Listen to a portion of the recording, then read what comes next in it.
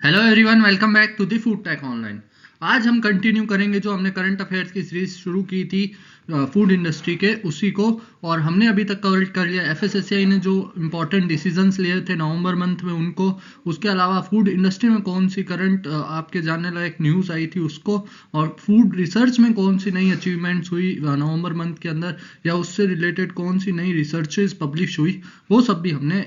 पहले वाले सेशंस में डिस्कस कर लिया था। आज हम इस जो सीरीज है नवंबर मंथ के करंट अफेयर्स की, इसे कंसोलिडेट करेंगे और एंड करेंगे with the global news related to the food industry and food research के डिस्कशन के साथ में। ओके, जो नवंबर मंथ में मेजर न्यूज़ आई है हमारी ग्लोबल लेवल पे फूड इंडस्ट्री में या फिर वर्ल्ड वाइड कौन कौन सी रिसर्चेज हुई है। लास्ट जो हमने फूड इंडस्ट्री रिसर्च देखी थी उसमें हमने मेनली इंडिया में जो रिसर्चेज हुई है या इंडियन इंस्टीट्यूट जिनमें CFTRI, CSIR ये जो इंस्टीट्यूशन आते हैं इन्होंने कोई रिसर्च किया, स्टडी किया, उसे कवर किया था। तो चलिए शुरू करते हैं आज के इस सेशन को। तो जो आज की पहली न्यूज़ है वो हमारी आ रही है WHO की तरफ से। WHO ने अब गाइडलाइंस इशू कर दी है कि जो भी पैकेज फूड होंगे या फिर ready to eat food product होंगे उनके ऊपर जो न्यूट्रिएंट लेवल होता था वो अब फ्रंट साइड में लगाया जाएगा कंपनीज के द्वारा। ठीक है, इसका मेन रीज़न ये है कि हमने जो इंडिया में भी अभी रिसर्च पढ़ी थी, लास्ट जो सेशन हुआ था उसके अंदर, उसमें भी हमने देखा कि बहुत कम ऐसे लोग होते हैं जो प्रोडक्ट्स के ऊपर उनके न्यूट्रिशन को देखते हैं कि उसमें कितना कार्बोहाइड्रेट, कितना ट्रांस फैट है, ठीक है, कितने % प्रोटीन है, और इस वजह से वो एक हेल्दी चॉइस नहीं ले पाते हैं अपनी ईटिंग हैबिट को लेके। अब इसके कारण WHO के सामने एक बहुत बड़ा चैलेंज आ रहा था कि जो ओबेसिटी क्राइसिस है ग्लोबल लेवल पे, ओबेसिटी आप सबको पता है, हम कह सकते हैं मोटापे की कंडीशन, बहुत ज़्यादा एक्सेस वेट गेन हो जाता है, फैट गेन हो जाता है जो हेल्थ इश्यूज कॉज करता है। तो इस प्रॉब्लम का रेस बहुत ज़्यादा हो रहा था क्योंकि लोग हेल्दी चॉइस को नहीं ले पा रहे थे, क्योंकि वो पूरा इंफॉर्मेशन पे ध्यान ही नहीं देते थे, न्यूट्रिशनल इंफॉर्मेशन पे। तो एक तरह से कंज्यूमर अवेयरनेस बढ़ाने के लिए और इस ग्लोबल ओबेसिटी क्राइसिस को रोकने के लिए WHO ने गाइडलाइंस पास की है कि अब ये न्यूट्रिएंट लेवल बैक साइड में नहीं हो, पैकेज फूड के जो मैक्सिमम पैकेज फूड के बैक साइड में होते हैं, फ्रंट साइड में हो, जिससे लोगों का ध्यान उन पे ज़्यादा जाए और लोग एक ज़्यादा अच्छी हेल्दी चॉइस अपनी ले पाए। यही इन्होंने डिटेल में बताया कि जो ओबेसिटी बढ़ रही है उसके कारण और भी हेल्थ प्रॉब्लम जिनमें डायबिटीज़, हार्ट डिजीज़ और बढ़ती जा रही है WHO के डाटा के तरफ से, जैसा उन्होंने पाया, और इस चीज़ को रोकने के लिए इन्होंने ये डिसीज़न लिया है।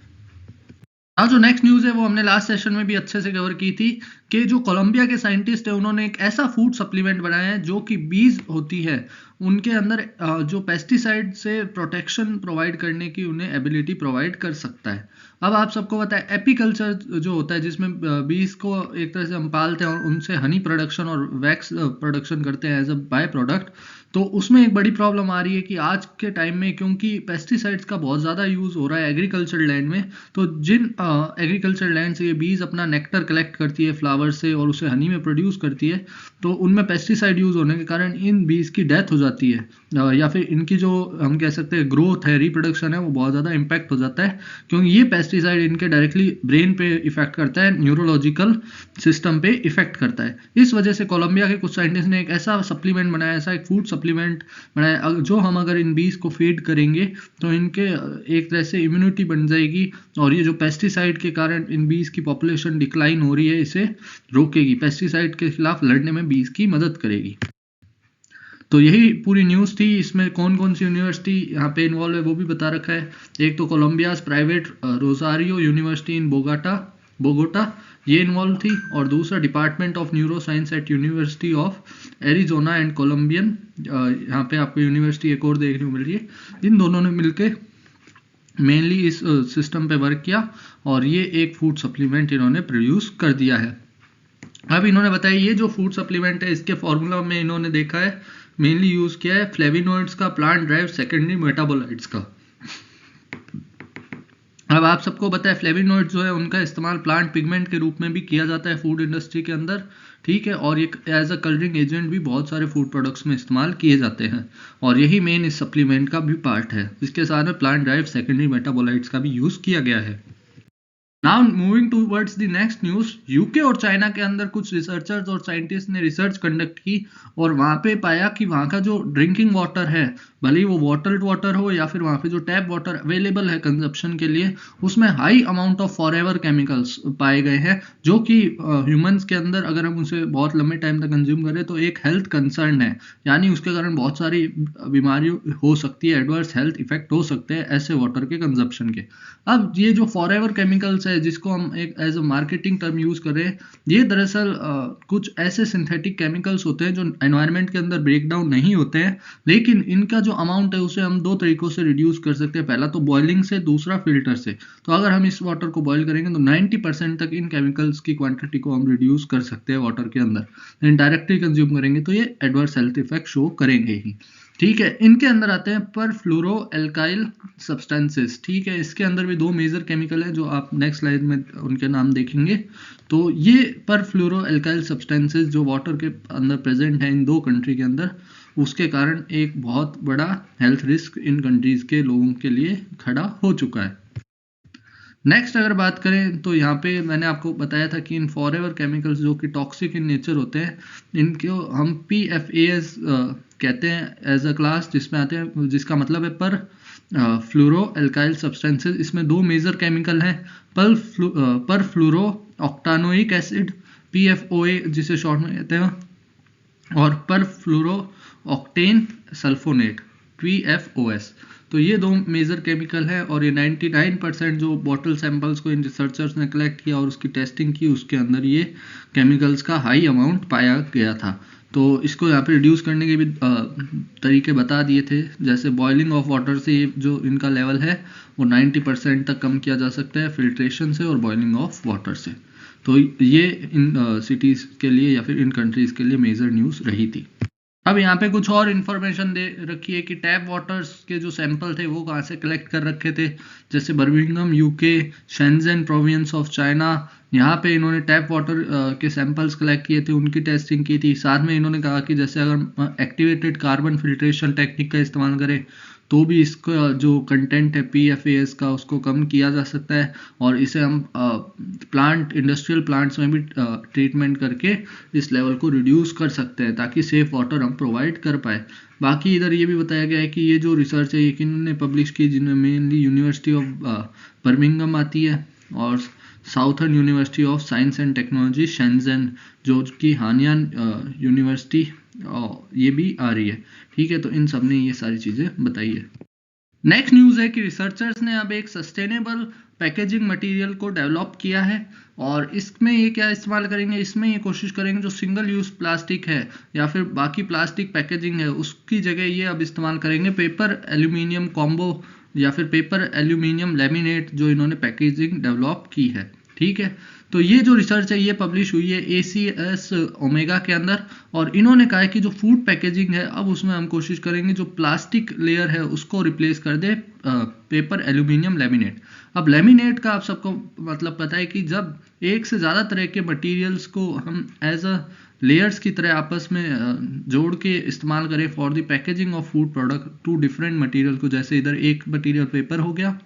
और दूसरा एल्यूमिनियम हो गया। ठीक है, तो ऐसे जो पैकेजिंग मटेरियल्स होते हैं उनको हम लेमिनेट्स कहते हैं। जैसे टेट्रा पैक होता है उसको, वो भी एक तरह का लेमिनेट मटेरियल ही इस्तेमाल किया जाता है टेट्रा पैकेजिंग में, जिसमें 6 लेयर होती है। ठीक है, तो अब इन्होंने कहा है कि क्योंकि सिंगल यूज़ प्लास्टिक का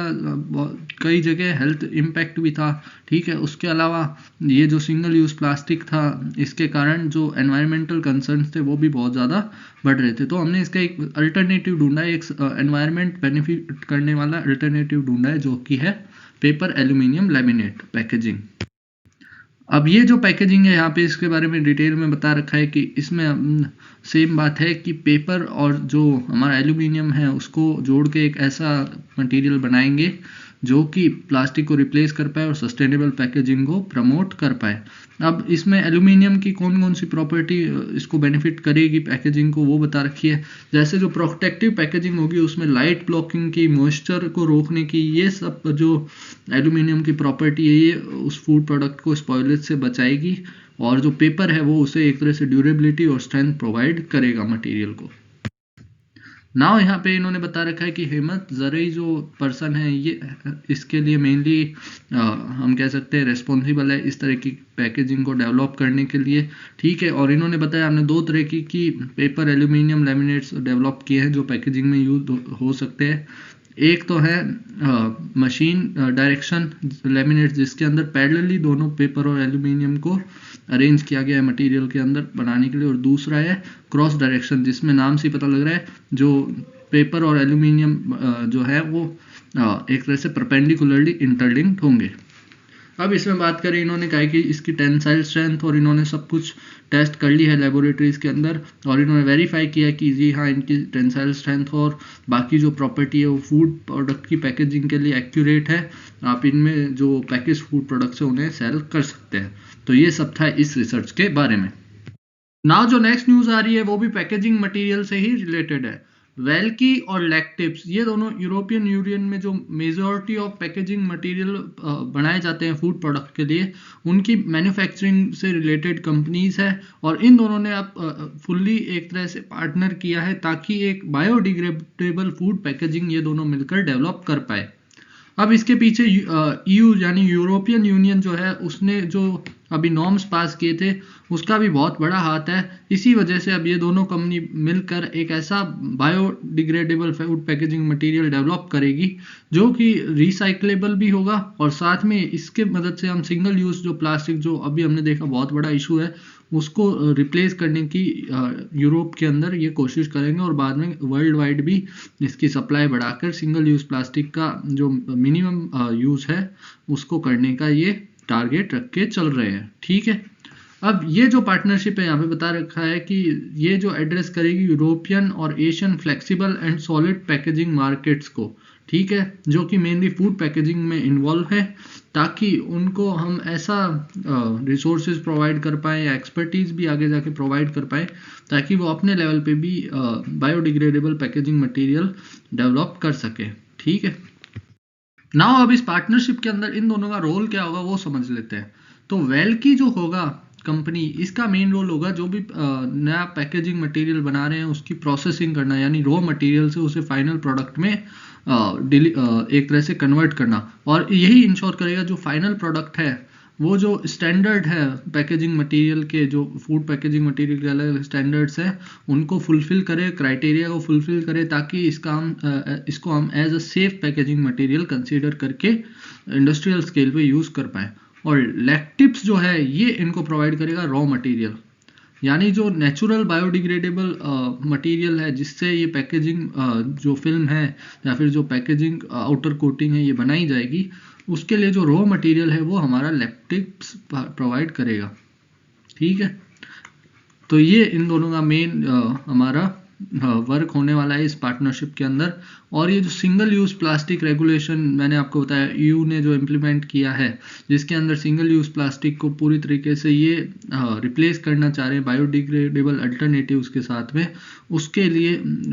उसकी डायरेक्शन में इन्होंने ये स्टेप लिया है, ठीक है।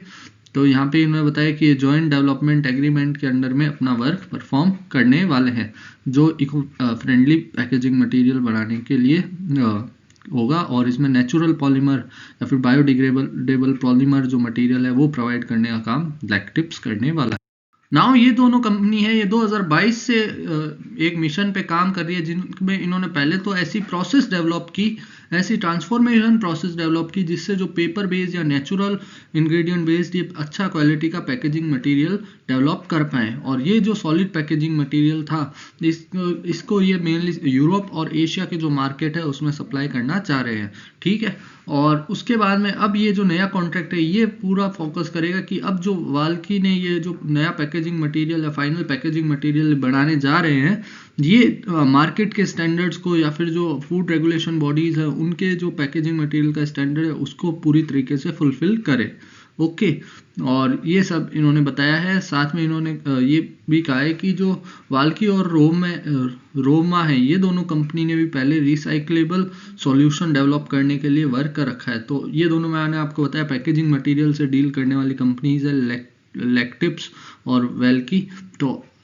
ये उसमें पहले से रिसर्च करते जा रहे थे। अब इन्होंने कहा है हम फाइनली ऐसा फाइनल प्रोडक्ट जो बायोडिग्रेडेबल होगा वो प्रोवाइड करेंगे जो कि मार्केट स्टैंडर्ड्स को मीट करे। ओके, नाउ जो नेक्स्ट न्यूज़ आ रही है वो आ रही है मैकडोनल्ड्स की तरफ से। मैकडोनल्ड्स आपको पता है वर्ल्ड वाइड फेमस एक फास्ट फूड चेन है। इसमें भी एक बहुत बड़ा इशू आ गया था जो कि हमें बताता है फूड हाइजीन की क्या इंपॉर्टेंस है इंडस्ट्री के अंदर। हाल ही में क्या हुआ, मैकडोनल्ड्स के जो कई रेस्टोरेंट्स थे वहाँ पे एक प्रोडक्ट सेल होता है, आप सबको पता है, क्वार्टर पाउंडर हैम बर्गर्स। तो इन क्वार्टर पाउंडर हैम बर्गर्स के अंदर जो अनियन इस्तेमाल हो रहा था उसमें ई कोलाई पाया गया। और इस ई कोलाई जो कि एक पैथोजन है, आप सबने फूड इंडस्ट्री में इसके बारे में सुना होगा, जो मेनली अनहाइजीनिक कंडीशन के कारण फूड प्रोडक्ट्स में आ जाता है। और खासकर जो इन हैमबर्गर में अनियन यूज हो रहा था उसके अंदर ये आ चुका था, जिसके कारण इसने कई लोकेशंस पे फूड पॉइजनिंग कॉज की, जो मैकडोनल्ड्स के आउटलेट्स थे वहाँ पे, और बहुत सारे कस्टमर्स पे इसका हैवी इम्पैक्ट पड़ा। इसने न सिर्फ उन कस्टमर्स को इलनेस कॉज की बल्कि मैकडोनल्ड्स का जो बिजनेस था उसको भी बहुत ज़्यादा हार्ड हिट दिया, यानी उनके जो रेप्यूटेशन है उस पर भी बहुत ज़्यादा एक तरह से इसने घात किया। ठीक है, तो अब मैकडोनल्ड्स क्या करने वाला है, मैकडोनल्ड्स वापस से 100 मिलियन यूएस डॉलर्स इन्वेस्ट करेगा, खासकर उन लोकेशंस पे जिन पे ये जो हमारा केस था ई कोलाई आउटब्रेक का, ये बहुत ज़्यादा था उन जो मैकडोनल्ड्स के सेंटर्स हैं वहाँ पे। और उनकी रिकवरी के लिए, उनकी जो प्रॉब्लम्स है उसको सॉल्व करने के लिए कि कैसे आगे आने वाले टाइम में ये इंश्योर करें कि ऐसा कोई भी डिजीज़ आउटब्रेक ना हो पाए, या फिर जो कंपनी की रेप्यूटेशन कम हुई, सेल्स कम हुई है उन आउटलेट्स पे, उसको कैसे रिकवर कर पाएँ। इस सब के लिए जो मैकडोनल्ड्स है ये 100 मिलियन डॉलर इन्वेस्ट करने वाला है। नाउ यहाँ पे पूरी इंफॉर्मेशन डिटेल में दे रखी है कि ई कोलाई जो जिसका आउटब्रेक हुआ था, जिसने फूड पॉइजनिंग कोज किया था, वो मेनली क्वार्टर पाउंडर हैमबर्गर्स में यूज़ होने वाले अनियंस के अंदर पाया गया था। और इस वजह से कई सारी लोकेशंस जिनमें नाम भी दे रखे हैं, कोलोराडो में 30 केसेस ऐसे पाए गए, मोंटाना में 19, नेब्रास्का में 13, न्यू मैक्सिको में 10, और ऐसे और भी बहुत सारे केसेस पाए गए बिटवीन सितंबर 12 टू अक्टूबर 21, जिसमें से 34 तो इतने सीवियरली फूड पॉइजनिंग या फिर हम कह सकते हैं हेल्थ हैजार्ड के शिकार हुए थे कि उन्हें हॉस्पिटलाइज करने की नौबत तक आ गई थी। ठीक है, तो इस न्यूज़ को जब फूड एंड ड्रग एडमिनिस्ट्रेशन जो अमेरिका की बॉडी है उसने देखा, तो इन्होंने अपने लास्ट स्टेटमेंट में कहा है कि there does not appear to be a continued food safety concern related to outbreak at McDonald's restaurant. यानी कि अब जो ये आउटब्रेक था ई कोलाई का, अब इसको लेके कोई नई इन्फॉर्मेशन नहीं आ रही है या फिर नया कोई पेशेंट नहीं आ रहा है, यानी कि मैकडोनल्ड्स ने जो ये आउटब्रेक था इसे काफ़ी हद तक कंट्रोल कर लिया है। तो आप अब मैकडोनल्ड्स पे वापस जाना शुरू कर सकते हैं, ये शॉर्ट में एफडीआई का कहना था, एफडीए का। ठीक है, लेकिन इससे हमें सीखने को मिलता है कि जो बहुत बड़ी वर्ल्ड वाइड रेस्टोरेंट चेन होती है वहाँ पे भी अगर हम फूड हाइजीन नहीं मेंटेन करते तो कितनी बड़ी प्रॉब्लम आ सकती है। खासकर जो मैकडोनल्ड्स की सेल है उस पर कितना खतरनाक इम्पैक्ट पड़ा है वर्ल्ड वाइड इस प्रॉब्लम के कारण। Okay, so food hygiene is must. Now next news की बात करें, ये भी ई कोलाई आउटब्रेक के बारे में, लेकिन ये जो ई कोलाई आउटब्रेक था ये अब की बार हैमबर्गर्स में नहीं हुआ था या मैकडोनल्ड्स में नहीं, बल्कि ऑर्गेनिक कैरेट्स में हुआ था। ध्यान रखिए, यहाँ पे वर्ड है ऑर्गेनिक कैरेट्स, यानी जिनके ऊपर ये क्लेम किया जाता है कि ये किसी भी तरह के ख़राब प्रैक्टिसेस में नहीं बनाए गए हैं और किसी भी तरीके के इसमें केमिकल्स का इस्तेमाल नहीं किया गया, तो लोगों का ज़्यादा विश्वास होता है कि ये तो हेल्दी होंगी। उनमें ई कोलाई आउटब्रेक हो गया अमेरिका में, और ये केस तो इतना सीवियर था कि 1% की डेथ हो चुकी है और 39 जो पर्सन है वो अभी भी इल है। ठीक है, ये जो कैरेट्स थी इनका सप्लाई मेनली कनाडा और यूएस में हुआ था, और इस डेडली आउटब्रेक के बाद में इन्होंने अपना जो भी फार्म से ये सेल हो रहे थे कैरेट्स उनको रिकॉल कर लिया है, वापस बुला लिया है, या फिर मार्केट से एक तरह से खींच लिया है वापस, ताकि और भी ज़्यादा इन्फेक्शन ना फैले। ठीक है, तो ये भी ई कोलाई आउटब्रेक से रिलेटेड है और ये भी कनाडा में या यूएस में हुआ है। तो अब आपको यहाँ से जानने वाली बात क्या है, अब क्योंकि ये न्यूज़ 2 बार आ चुकी है पिछले महीने के अंदर, और 2 बार इसका यूएस जैसी कंट्री के अंदर जहाँ पे हाइजीन प्रैक्टिसेस को इंश्योर करने की पूरी कोशिश की जाती है वहाँ पे आउटब्रेक हो चुका है ई कोलाई का। तो अब आपको कम से कम ई कोलाई बैक्टीरिया के बारे में पूरी इन्फॉर्मेशन होनी चाहिए, इसके मेजर फूड में सोर्सेज क्या होते हैं, हालांकि मैंने आपको बता दिया अनहाइजीनिक कंडीशन जैसे एनिमल के ज़्यादा कांटेक्ट में होने से या फार्म्स के ऊपर कुछ ऐसे हम कह सकते हैं चीज़ों का इस्तेमाल करने से जिससे फार्म की जो हम कह सकते हैं क्लीनिनेस है वो इम्पैक्ट हो या प्रोसेसिंग एरिया की क्लीनिनेस इम्पैक्ट हो, उसके कारण भी इसका आउटब्रेक होता है। तो आपको इसकी कौन सी स्पीशीज़ है, कौन सा इसका जीनस है, ठीक है, कौन सी फैमिली को ये बिलोंग करता है, और उसके अलावा इसका मेनली कौन कौन से हार्मफुल इम्पैक्ट हैं, ये सारी इन्फॉर्मेशन आपको ई कोलाई के बारे में अच्छे से होनी चाहिए। नाउ अब अगर हम आगे बात करें तो ये पूरी इन्फॉर्मेशन इन्होंने दे रखी है कि US centres for disease control and prevention जिसे सीडीसी कहते हैं और food and drug administration FDA, इन दोनों ने ये जो कैरेट्स का लॉट था इसे रिकॉल कर लिया है, और जो ऑर्गेनिक कैरेट के नाम से सेल हो रहा था अलग अलग रिटेल सेंटर्स पे, उनको भी कह दिया कि आगे इसे सेल नहीं किया जाए, सारा स्टॉक वापस फार्म पे भेज दिया जाए। और यहाँ पे एफडीए औरों के स्टेटमेंट दे रखेंगे मार्केट से हमने रिकॉल कर लिया, अगर कंज्यूमर के रेफ्रिजरेटर्स में और फ्रीजर्स में ये पड़ा है तो उनको भी इंफॉर्मेशन प्रोवाइड करने की पूरी कोशिश की गई है कि ऐसे जो कैरेट्स हैं पर्टिकुलर इस फार्म के उनको कंज्यूम नहीं किया जाए। नाउ जो नेक्स्ट न्यूज़ आ रही है यूएस के बाद में अब आ रही है स्विट्जरलैंड से। स्विट्जरलैंड में जो चॉकलेट सेल हो रही है, खासकर एक पर्टिकुलर कंपनी का नाम आपने सुना होगा, लिंडेट। तो ये जो लिंडेट कंपनी है जो कि बहुत ही फेमस है स्विट्जरलैंड के अंदर भी चॉकलेट मैन्युफैक्चरिंग के लिए, खासकर इनका जो क्लेम है ये कि एक्सपर्टली क्राफ्टेड चॉकलेट्स बनाती है और बहुत ही प्रीमियम चॉकलेट ये डिलीवर करने का क्लेम करती है। तो ये जो कंपनी है उसके जो चॉकलेट्स थे उनके अंदर लेड और कैडमियम ये दोनों ही हैवी मेटल है। अब हैवी मेटल के बारे में आप सब को लास्ट सेशन में भी अच्छे से बताया गया था कि लेड के क्या हार्मफुल इम्पैक्ट है, और ये जो हैवी मेटल ट्रेसेस में जो होते हैं ये काफ़ी ज़्यादा टॉक्सिक इन नेचर होते हैं, खासकर लेड और कैडमियम, और बहुत ज़्यादा अगर इनको हम कंज्यूम कर लेते हैं या फिर एक हम कह सकते हैं स्मॉल अमाउंट में भी एक लिमिट से ज़्यादा अगर इन्हें हम कंज्यूम कर लेते तो ये बहुत सारे हार्मफुल इम्पैक्ट हमारी बॉडी के ऊपर डालते हैं। खासकर कैडमियम के अंदर तो कैंसर जैसे केसेस भी हमें देखने को मिले हैं, और साथ में ये जो रिप्रोडक्टिव और डेवलपमेंट टिश्यूज़ हैं और जो सिस्टम है उनको बहुत ज़्यादा इम्पैक्ट करने के लिए भी रिस्पॉन्सिबल होता है। तो लिंडेट्स जैसी चॉकलेट कंपनी और स्विस चॉकलेट जो कि पूरे दुनिया में फेमस है, उसके अंदर ऐसे ट्रेसेस मिले तो ये बहुत ही शॉकिंग चीज़ थी। खासकर ये कॉन्ट्राडिक्टरी क्वालिटी क्लेम्स को भी शो कर रहा है, क्योंकि जो लिंडेट है उसका मेन जो उनका यूएसपी है वो यही है कि ये एक्सपर्टली क्राफ्टेड चॉकलेट्स को सेल कर रहे हैं बहुत ही काफ़ी लॉन्ग टाइम से, और वहाँ ऐसी कंपनी के अंदर अगर हमें ऐसा कंटामिनेशन देखने को मिले खासकर हैवी मेटल्स का, तो वो बहुत ज़्यादा शॉकिंग भी है।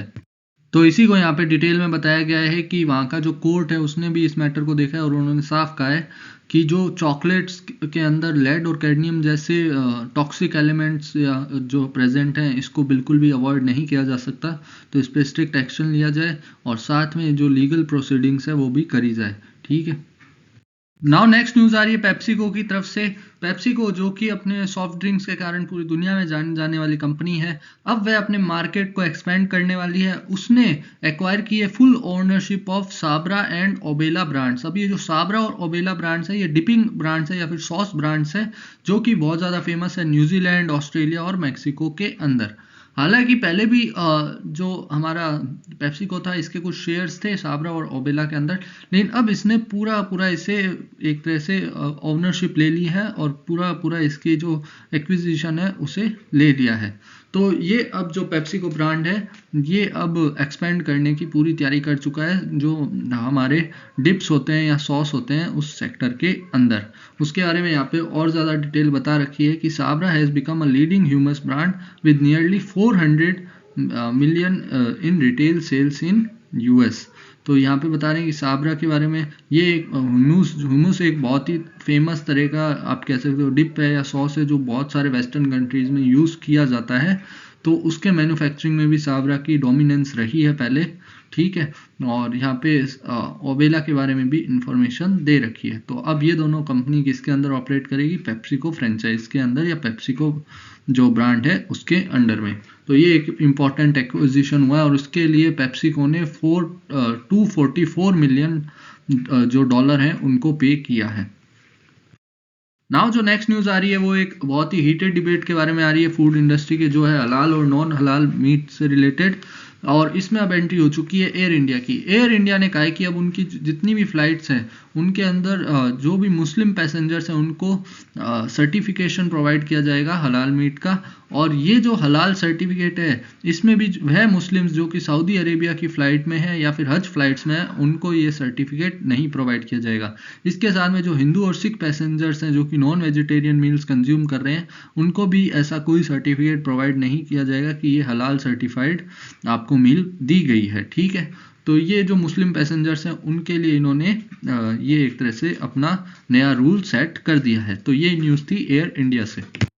So this is all about today. आज हमने नवंबर मंथ के अंदर पूरे वर्ल्ड के अंदर जो जो इम्पोर्टेंट फूड से रिलेटेड न्यूज़ थी जिसमें आउटब्रेक्स भी थे, कुछ नए जो हम कह सकते हैं पार्टनरशिप्स हुई कंपनीज़ के बीच में, और उसके अलावा कंपनीज और इंडस्ट्री ने कौन कौन से नए स्टेप्स लिए, कौन कौन सी नई रिसर्चेज हुई, साथ में जो एयर इंडिया का एक इम्पॉर्टेंट स्टेप था इंडियन फ्लाइट्स के अंदर वो कौन सा था, ये सब हमने अच्छे से डिस्कस किया। तो आपको अगर और भी इम्पॉर्टेंट एग्ज़ाम्स की तैयारी करनी है जैसे CUET, PG, CFT, IR, FCI, तो इन सब की तैयारी के लिए आप ज़रूर एक बार फूड टेक ऑनलाइन ऐप को विजिट कीजिए। वहाँ पे आपको क्वालिटी क्वेश्चंस भी परफॉर्म करने को मिलेंगे फ्री के अंदर related to these subjects including food processing, food chemistry, dairy technology, food microbiology. तो मैं आपको रिकमेंड करूँगा एक बार इन फ्री क्वेश्चंस को आप प्रैक्टिस करने के लिए भी ज़रूर फूड टेक ऑनलाइन ऐप को विजिट कीजिए। वहाँ पे आपको डेडिकेटेड कोर्सेज भी मिलेंगे डिफरेंट फूड की जो स्ट्रीम है उसकी